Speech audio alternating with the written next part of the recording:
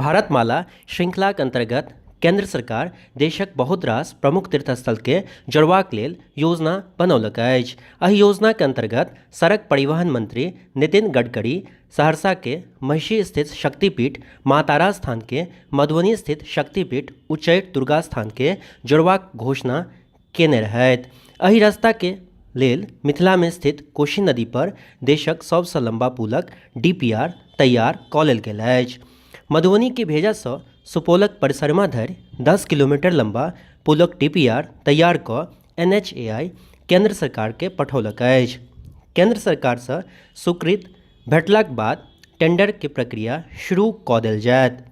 एकर बाद अप्रैल सँ पुलक काज शुरू करबाक उम्मीद अछि। कोशी नदी पर बनैवला ई पुलक लंबाई 10 किलोमीटर हैत।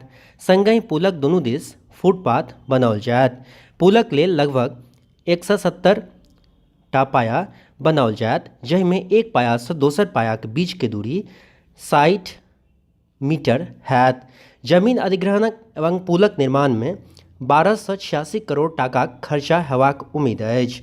पुल बनलाक बाद मधुबनी स्थित NH तथा सुपौल स्थित NH के जोड़त। संगहि 160 किलोमीटर लंबा तथा